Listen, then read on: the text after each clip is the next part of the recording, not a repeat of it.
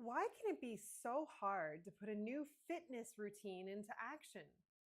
I remember one time I was feeling inspired to start doing a more in depth treadmill routine. For example, while I was walking, I wanted to add some upper body exercises and stretches with a little bit of weight bearing on them. And I took a few hours and I figured out all the right exercises and I put it all in a spreadsheet and made it all fit so I could print it out and put it on one page just on the front of the treadmill. And then I followed it fine for a week. I got to my day off and I never went back to it. Then a few years later, we ended up getting some dogs, and it was some bad weather, and they were acting up because they weren't getting any exercise. And I decided, well, let's go back and go see the treadmill. And that poor little sheet of paper was still sitting there, all dusty. The intent and the promise of a fitness routine that was more structured on intellect than real desire to go ahead and do this. So, from that first time that I took the dogs, though, on the treadmill, just started with the one on a yucky day. You can just probably just imagine it, this scruffy little black and white Chihuahua Jack Russell. Oh, she was a little princess. If she didn't get enough exercise, she was a bear. So she and I would jump up on the treadmill and just go for a walk. And she and we fit on it fine. She loved it. It was super cute anytime I got a chance to watch her on that treadmill. Then we got her a friend, and walked with her, and they pushed me off the treadmill, and I had to change my exercise up on those yucky days so that I was doing squats and upper body kind of with my feet around them on the treadmill while they were doing their cute little walking thing and just burning off their energy. So it was just always such a hoot just to watch them. And so what made the difference between my well designed and thought out plan that I put on this spreadsheet and put on the front of the treadmill versus the one that actually worked for me? The real difference was the motivation, the laughter, the fun, having two demanding friends, my little furry ones, that ensured that they got their walk and they got their time on the treadmill no matter how yucky the day was and whether I wanted to walk outside or not. And really, it gets back to what we talked about last week, which is the Daniel Plan concept of play. So, today, we're going to talk a little bit about how the Daniel Plan suggests designing and putting into action a fitness plan that works for you. So, in the Daniel Plan, they're encouraging a 40-day fitness challenge, and they get into it in quite a bit into chapter 9 in depth. We'll cover a couple of highlights of that today as we wrap up chapter 5. And we're going to talk about how to set up daily, weekly, monthly progress towards your goals, towards that big fitness dream that we talked about last time, and how to anchor it firmly in who you are in Christ and how God calls you to serve and walk with Him. We're going to break it down so that you can figure out how to plan a week in advance and go over the importance of monitoring and tracking your progress so that you can learn from any challenges that have. So those are the topics for today. So in case if we haven't met before, hi, I'm Sharon. Professionally, I'm a stress recovery coach, and I'm a grateful believer in Jesus and a precious child of God. I love holistic wellness. We are multidimensional beings that are currently living a life in our physical bodies. And it is for us to be at our best and to have our best life, it's all about being healthy. That way we can do what we're called for. Because if we're sick, if we're not feeling well, if we don't have enough energy, we're not going to end up living our life the way that God intended for us. So before I get into the chapter for today, I'm just going to recap a couple of few concepts that we talked about in the last few weeks from the Daniel Plan about fitness, just so you can keep it front of mind.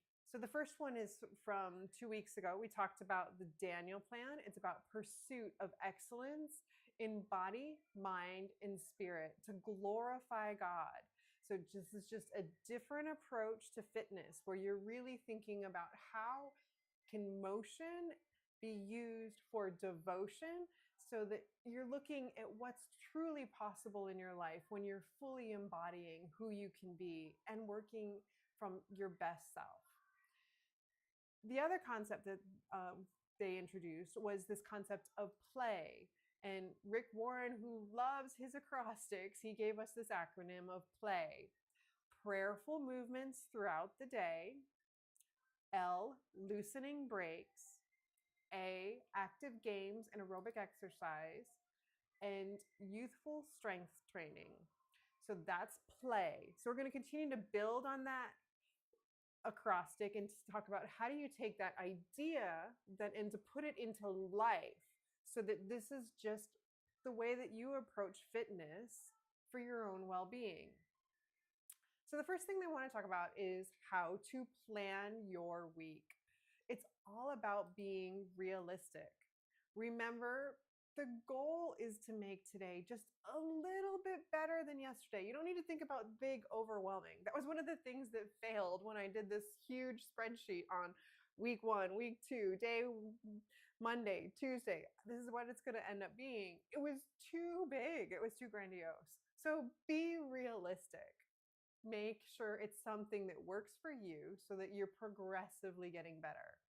And one of the ideas that we talked about, I guess it was last week, was the idea of one word, where you take this theme then of this one word that helps you connect with your big audacious goal and why you want to be healthy and be at your strongest so that you can glorify God.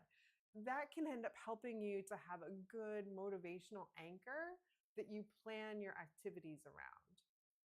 The other key piece that they talk about is how you can schedule it. You want to make sure that it's not a when you get a chance. We live busy lives. And if fitness is not your top priority, but something you know that you need to do, there's always going to be something more important. I guarantee it. So you want to protect the time and schedule it just like you would an appointment or anything else that you know that you need to do in your life, so that you've got the time set aside to take care of yourself. So once you've got it planned and you do it, you also get a motivational boost when you cross it off the list as something that you executed and did, and you take that little hoorah, thank you, God, for helping me to get through and to take one more step towards being healthier. And you want to build in a little bit of flexibility, because sometimes all of your intentions, it sometimes ends up coming out differently. So we've had that day. You just don't have the energy. You're exhausted, or it got super busy. Something big popped up, and you feel like you could just let me just give up this time. Well, have an idea, have a back pocket. What's something that keeps the intent so you still use some of your time, but it's flexible enough so that you're not falling backwards. You're not going back to your old habits. You're still being somebody that's consistent and demonstrating the discipline to put some time towards fitness. Maybe it's something lower intensity, or maybe more fun, or just movement in a different way. But so at least you're continuing to keep the habit going and knowing that this time slot, this is what you're doing. It just might have a different type of activity inside of it. Because the key to making this stick is to build it into a routine and to create a habit. Another suggestion to help with the spontaneity and the flexibility is to have a fitness toolbox. So if it's something that you want to make sure that you've got a lot of variety on, if you're one of these people that can't stand doing the same thing multiple days in a row, keep a whole bunch of options, like a jump rope, a hula hoop, a soccer ball, a balance board, resistant bands, different weights, medicine balls, just a whole bunch of things to make it fun and to mix it up, so that you've got enough variety in it. So does that give you some good ideas on how to plan your week so that you can get started and know that you've got a successful start to your plan? I'd love to see it in the chat. And if you're catching this on replay, I will follow back up if you put something in the chat as well. Okay. I'm testing Restream chat, so I am going to see if we can do this for multiple platforms this time. So okay, moving into the next topic, track your ups and downs. So by the end of the week, how did you do? Did you do what you said you would? Again, it's about the consistency. It may not be the same activity or the same duration, but did you consistently do something so that this week you did just that little bit more than the last week? And where you didn't, give yourself a little bit of grace and learn when it didn't go as planned. You want to be curious about what prevented you from following through. Is it negative thoughts, behavior patterns? When it was a crazy day, what kind of took you off your game from doing as your plan? So, using a concept that I've used in work before, you want to celebrate the red. Just get curious about it. So, anytime things don't go as planned, how can you learn? How can you change things up? So, next time, you can end up getting a better outcome. And then it helps you to identify a potential solution that can help you to positively move forward and continue to progress. And when you see that you are checking off the days, making sure that you do the activities, you're not just going to get the mental boost, it also helps you to build up that momentum, that confidence. And as you're building these routines, it becomes a little bit easier every single time. You're working through all of that cellular inertia. Your muscles don't hurt so much as they did the first day that you tried to do this. So it's going to get easier. It's just building in the reps. You will get there in time. You just got to keep going. So we're going to pull back a little bit and talk about, so how do you put this all together? So we've gone through over the last couple of weeks a whole bunch of different ideas and things that you can put together in that play model, and how do you do the motion with devotion and build up your motivation to put together a fitness plan. So now that you're putting it all together, it may be like, oh, how am I going to do this? So in chapter 9, there's a whole bunch of different detailed plans, and it's for people at varying fitness levels. I'm going to hit on a couple of different summaries so that you have some ideas of how you might be able to do this. And I'm going to base this all on Daniel Strong level 1, which is what they've defined as being for, oops, and I realized I'm blocking this, is for people that are just beginning, or they have time constraints, and it's designed to slowly and safely incorporate fitness into your business life. Their recommendations are all based upon a 6-day-a-week plan. So you take your Sabbath rest, just like God's planned for us, and you're going to alternate then between these active aerobic days and your youthful strength training days. So for your active aerobic exercise or games, you're going to end up wanting to start with, for week 1, aim for about 10 minutes, and then just slowly increase that each week, and find something fun and motivating. Maybe you love to be outside and just admire the beauty of God's creation while walking. For me, I love to do that. My dogs are my greatest accountability partner, just to get outside and to enjoy that walking. Maybe for you, it's cycling with the wind in your hair, or where you're at, it's a bad season, so you're just going to climb the stairs and make some fun things about it. As you're putting things away and including it in your household chores. Just something, try and make it fun and active. And remember, as you're going through this, God gives us breath. So as you're going through and working on raising your heart rate and being more active, focus also on that breathing, because every breath is that gift from God. So even if you're going, I don't want to do this exercise, just remember God's filling you up and making it lighter, and so you're getting stronger with each breath as well. Then on that alternate day, you want to do stretching and loosening, and make it prayerful, meditative. Include some breath prayer. Maybe you're reading or reciting scripture in your head as you're doing the activity. And just start for week 1 with 1 or 2 minutes, multiple times through the day. So an easy way is, if you're at work, every time you get up from your work chair, or set the timer for once an hour, whatever works for you, so that you can pick a couple of different things and then in time increase your frequency and your range of movement. Just start simple. Maybe it's some simple neck stretches or rolls, some shoulder rolls, doing some alternate toe touches. Some of these you can still do as you're seated. So even if it's in the evening and you're sitting on the couch, getting in some of these upper body loosening and stretching activities as you're watching TV, anytime a commercial comes on and you're fast forwarding it, it's a great time to put in a little bit. So whatever's works for you. And then for the strength training, you're going to look for 8 to 10 repetitions. Something small. This is all, again, it's about like, what can you do in like a minute to 2 minutes? Squats, modified push-ups. So modified push-up, like if you have the desk here in front of you as you're just leaning on it and you're just starting to put your body weight then on the desk. Something strong and fixed like a couch or a heavy piece of equipment a heavy piece of furniture that's not going to move. Or a wall. And then you can do the modified plank or a push-up, but you start putting some weight bearing on it and not necessarily all the way on the floor. Or lunges. So these are just a couple of activities to get it started. So think about it.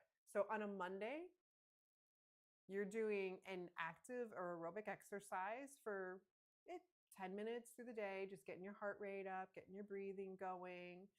And then on Tuesday, doing a combination of some loosening and stretching and some strength training.